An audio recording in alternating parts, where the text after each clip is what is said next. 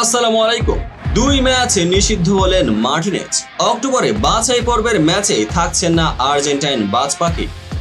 ঘটনা ঘটেছিল মূলত কলম্বিয়ার কাছে হারের পর মেজাজ হারিয়েছিলেন আর্জেন্টিনার বিশ্বকাপ জিয়ে গোলরক্ষক এমিলিয়ানো মার্টিনেজ। এরপর তিনি আঘাত করে বসেন টিভি ক্যামেরায়। পরে সেই কলম্বিয়ান সাংবাদিক তাকে চড় মারারও অভিযোগ তুলেছিলেন, যার জন্য এমিকে শাস্তি দিয়েছে ফিফা। তবে এবার প্রশ্ন, নিষিদ্ধ মার্টিনেজের পরিবর্তে কাকে দলে নিচ্ছেন আর্জেন্টিনা কোচ?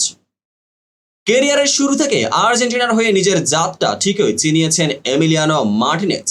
প্রিমিয়ার লিগে আর্সেনাল বার্নার্ড লেনোর ইনজুরির সুবাদে বদলি নেমে নিজের সক্ষমতার জানান দিয়েছিলেন এই গোলরক্ষক। এরপর থেকে আর খুব একটা পিছনে ফিরে তাকাতে হয়নি তাকে। আলবি সিলেস্তেদের হয়ে জয় করেছেন 4 শিরোপা, সবশেষ জয় করেছেন কোপা আমেরিকার শিরোপা। আর শিরোপা জয় করার অর্থই মার্টিনেজের নিজস্ব এক উদযাপন। অশালীন এবং বিতর্কিত সেই উদযাপন করে অনেকবারই সমালোচনার মুখে পড়েছিলেন। তবে সেসবের তোয়াক্কা তিনি করেননি।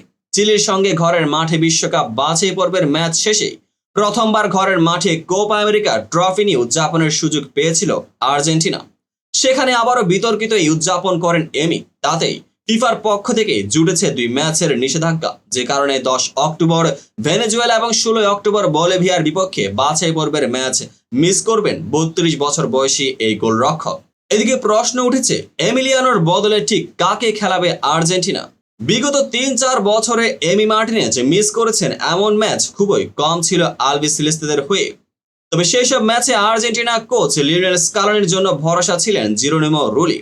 চলতি বছরের টুর্নামেন্টে আর্জেন্টিনা খুব একটা ভালো না করলেও রুলির পারফরমেন্স ছিল চোখে পড়ার মতোই। এমি মার্টিনেজের বদলে তাকে জাতীয় দলে দেখতে পাওয়ার সম্ভাবনা সবচেয়ে বেশি। বাছাই পর্বের দলে থাকবেন আরও 2 গোলরক্ষক। সেই জায়গাগুলোতে অ্যাথলেটিকো মাদ্রিদের হুয়ান মুসা এবং পিএসভি আইন্দোভেনের ওয়াল্টার বেনিতেজের জায়গা অনেকটাই নিশ্চিত। জিরোনিমো রুলি আর্জেন্টিনা জাতীয় দলের সঙ্গে আছেন দীর্ঘদিন ধরেই। কোচ লিওনেল স্কালোনি তাকে সবসময় রেখেছেন স্কোয়াডের সঙ্গে, কিন্তু বিগত বছরগুলোতে কেবল 4 ম্যাচে খেলার সুযোগ পেয়েছিলেন রুলি, যার শেষটা ছিল 2022 সালের সেপ্টেম্বরে হন্ডুরাসের বিপক্ষে এক প্রীতি ম্যাচে। ওয়াল্টার বেনিতেজের অভিষেকই হয়েছে 2024 সালে এসে।